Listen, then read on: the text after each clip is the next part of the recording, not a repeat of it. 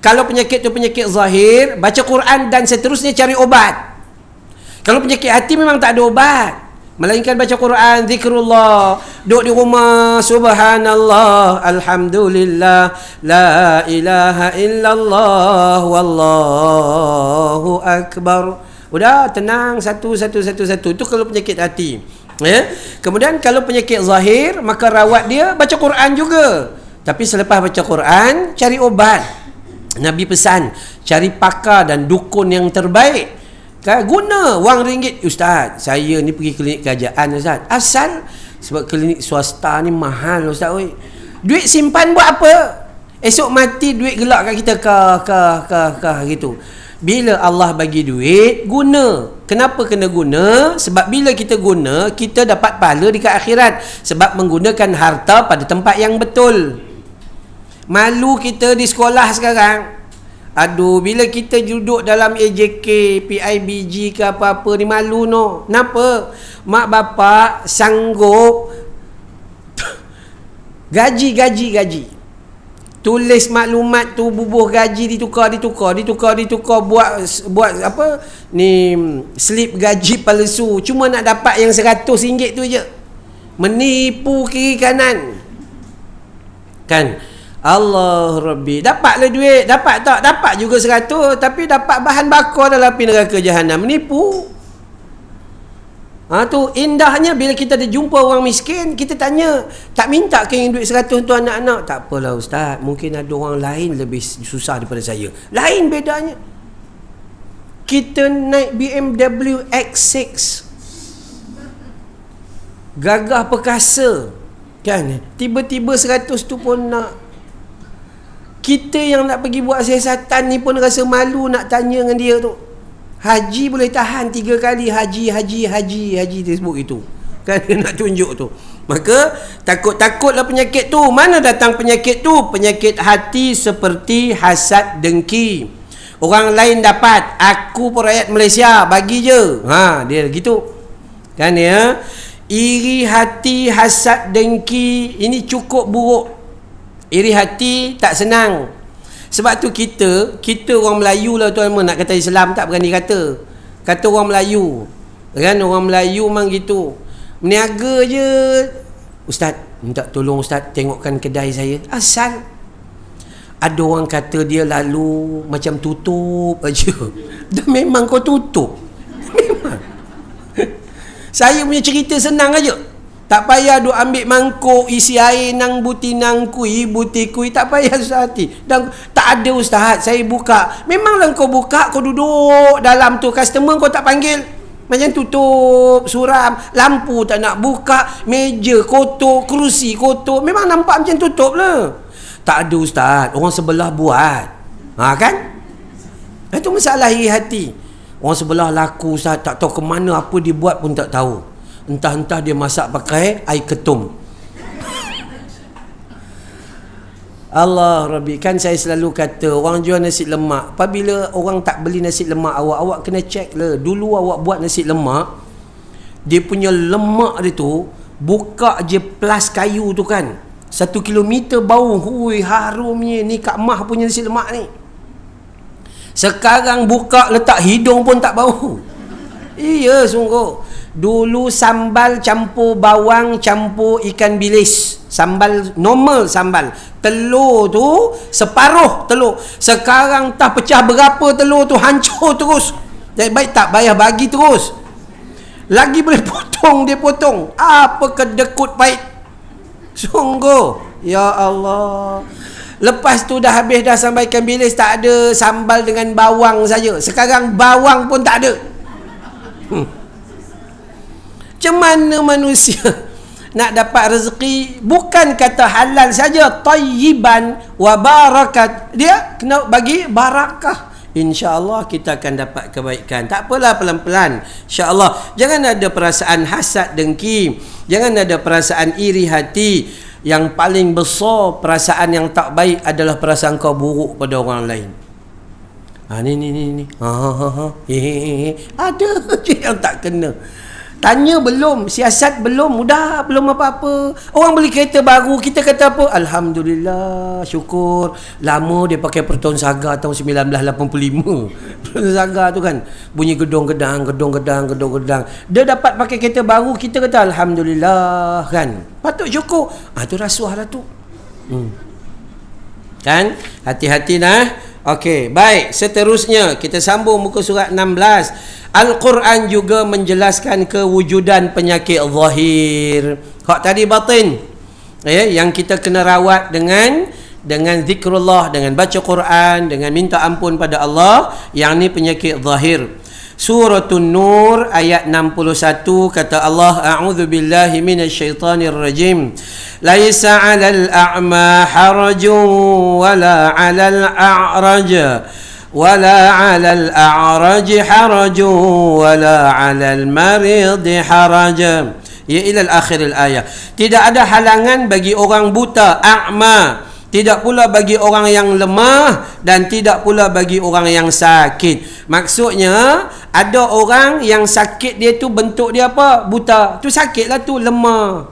Dia gagal untuk menguruskan hal diri dia mungkin gitu dan begini. Tapi nampak orang buta lebih cerdik pada kita. Orang buta hafal Quran siang malam pagi petang, kita yang terang tak hafal-hafal sampai ketua. Contoh kan. Baik. Kemudian wala 'alal a'raj. Ya, maksudnya orang yang lemah pun sakit juga, lemah. Makan ubat kencing manis, lemah. Kira menguap ya. Dan wala 'alal marid, dan juga orang yang sakit. Apa saja penyakitnya. Apa saja penyakit. La ni lagi teruk. Macam-macam penyakit. Isteri saya mula-mula diagnose breast cancer. Mula tu dia bengkak saja, tak ada apa-apa, bengkak, ada perbezaan antara kanan dengan kiri. Lepas tu dia tanya, saya kata, nampak pelik ni, pergi hospital, pergi check, rupa-rupanya breast cancer. Dah check sekali lagi, pergi kali kedua, boom, ada pula dekat spine, dekat T12, tulang belakang. Dia bergerak. Duduk tak duduk, tonten, bergerak pula. Dia pergi ke abdomen, pergi bahagian perut pula dan sebagainya. Saat lagi dia main jangkitan buah pinggang bengkak lah, itulah, inilah dan sebagainya lah. Maka penyakit ni dia datang berbeza-beza dan bermacam-macam kepelbagaian. Kita tak tahu nak buat apa, melainkan kita balik kepada Allah Subhanahu Wa Taala. Tak payah duk kait lah ni ceramah macam-macam. Coronavirus datang daripada Illuminati dan Freemason. Ini cerita karuk-maruk yang tak tahu mana duk cerita itu, cerita ni. Hari tu siapa? Ada satu tempat dalam syurga ada kat Negeri Sembilan. Satu penceramah daripada Indonesia kata apa? Jelebu. Dia jelebu. Jelebu tu ada satu nama. Siapa nak pergi taman-taman syurga dalam syurga? Duk ada dekat dalam Quran katanya. Dan boleh pi, siapa nak pi tengok dulu pi jelebu. Dia kata gitu. Mengarut sampai macam tu. Kan dia cerita ikut suka hati dia saja. Dak. Balik pada Quran, balik pada sunnah Nabi sallallahu alaihi wasallam. Tu nasib baik kalau orang percaya, semua orang pindah pi jelebu. Tak ada dah Subang orang tak ada, apa semua orang tak ada dah. Nak bagi tahu kita bahawa ada tak sakit? Ada. Sebab Allah kata wa'ala 'alal maridin harajun, dan tidak pula bagi orang yang sakit. Sakitlah, maksud sakit zahir, lemah tubuh badan dia. Mari surah Al-Baqarah ayat 185 pula. Wa man kana maridan aw 'ala safarin fa'iddatum min ayyamin ukhar. Barang siapa yang sakit atau dalam musafir lalu dia berbuka, maksud wajiblah baginya itu berbuka, maksud nanti dia ganti sebanyak hari yang ditinggalkan pada hari yang lain. Siapa yang sakit, contohnya bulan Ramadan dia sakit, maka dia kena buat apa? Dia boleh tidak berpuasa. Ada dua golongan yang disebut sini, barang siapa sakit ataupun musafir.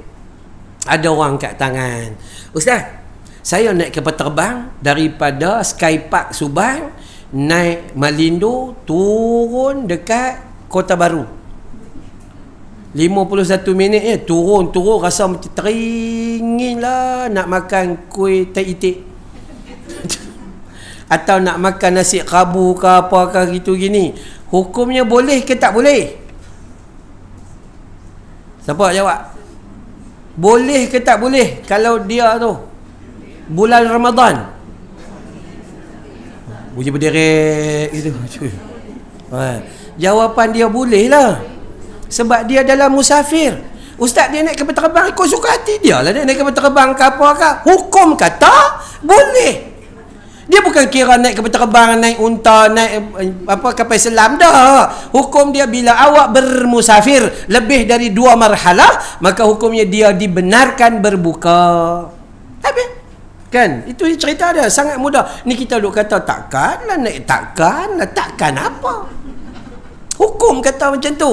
Cuma kita aja tak faham hukum, kan ya.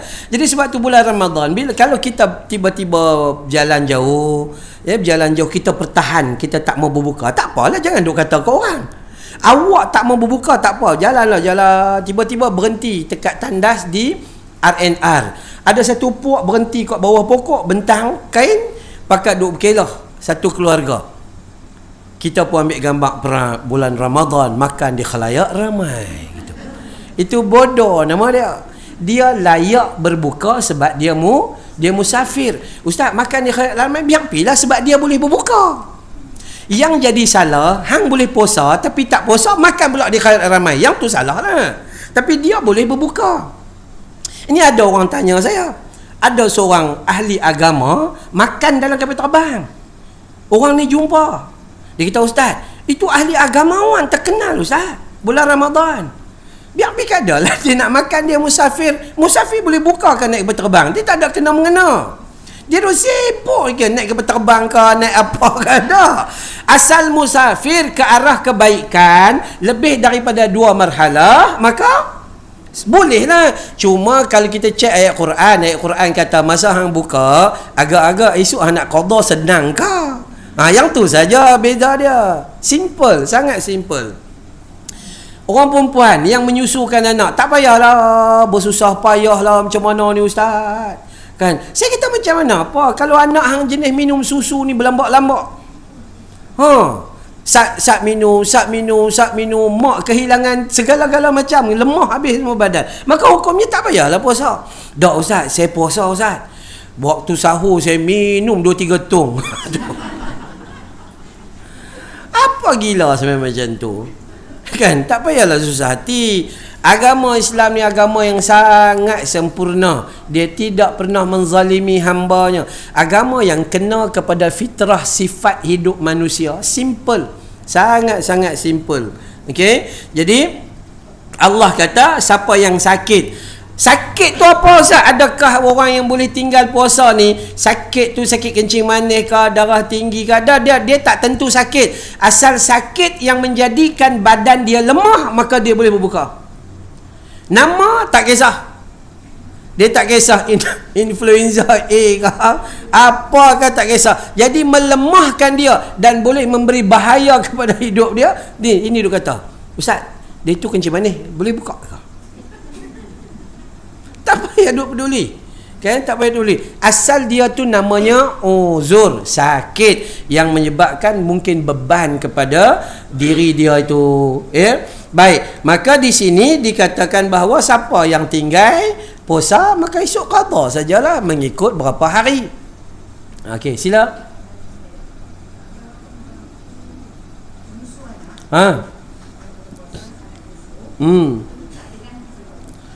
Menyusu anak, perlukah dia ganti? Jawapan dia kena ganti. Memang dia kena gantilah. Malah ada sebahagian ulama kata dia kena tambah dengan 1 cupak beras sebagai fidyah. Ganti tu untuk dia, beras tu untuk baby dia. Dia macam tu.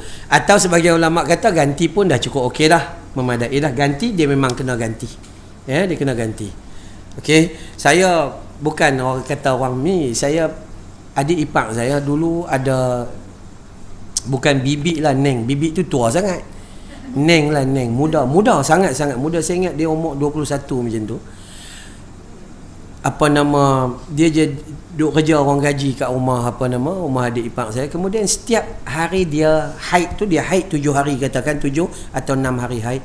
Lepas dia suci saja, dia solat maghrib 7 kali. 7 kali dia qada. Kan, solat subuh 7 kali. Bila adik ipar saya perasan, mai tanya kita, dah abang ipar ustaz? Lepas tu tanyalah ustaz pula tu, kan. Akhir dia mai tanya, saya kata ni pasal apa? Qada ni sepatut qada puasa saja. Dah dia kata, depa mengaji di kampung depa sana memang kena qada, jenuh. Dah agama tak kata macam tu. Ni sebab tu apabila manusia tak faham ilmu, dia akan jadi macam-macam masalah. Ni macam-macam masalah. Jadi kita kena faham ilmu. Baik. Jadi dalam Al-Baqarah ayat 185 ni bagi tahu bahawa kalau dia sakit, maksud ada tak penyakit? Adalah penyakit. Bila orang yang ada penyakit dan melemahkan diri dia untuk berpuasa, maka dia dibenarkan untuk cuti. Yang ketiga, Al-Baqarah ayat 196. Faman kana minkum maridan aw bihi adham minar ra'si fafidyatun min siyamin aw sadaqatin aw nusuk. Dan jika ada di antaramu yang sakit atau gangguan di kepalanya lalu dia bercukur, yang ni ketika dia menunaikan umrah atau haji ni, maka wajiblah atasnya berfidyah, iaitu berpuasa atau bersedekah ataupun berkorban. Sakit tu ada tak perkataan sakit? Ada kan perkataan sakit. Nak menunjukkan kalau kita sakit, maka kita boleh tarik diri daripada amalan apa-apa syariat tu boleh. Tapi solat memang tak boleh lah. Solat kena solat. Puasa tak apa. Haji tak payah. Coronavirus tak payah pi. Umrah lagi tak payah pi. Ni banyak tergantung ni. Tadi anak murid saya kat SSM kata, ustaz, patut kami pi 17 hari bulan Mac. Gantung. Surat tu bunyi apa? Sehingga diberitahu kelak. Kelak lah kau tunggu. Tu kan. Perasan ke tidak? Allah cuma beri peringatan pada kita, satu penyakit hampa apa pun tak boleh buat. Manusia jadi haru biru. Hang ada duit, hang tak boleh makan angin time ni. Hang simpanlah bertong-tong duit tu.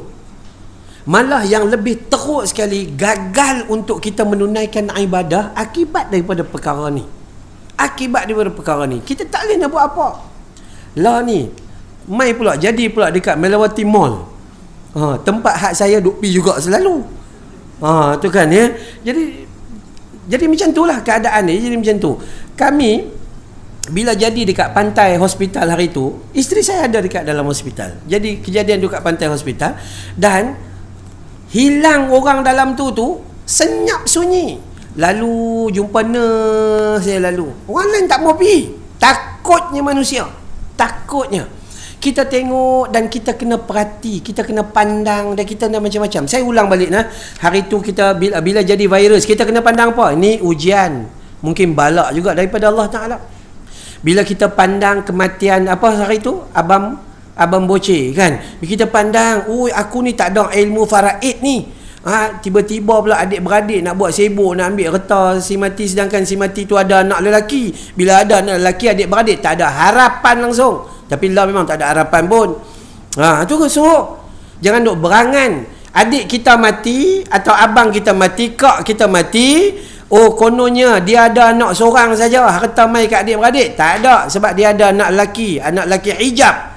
Jangan duk berebut tak tentu hala, tak ada hak. Ya.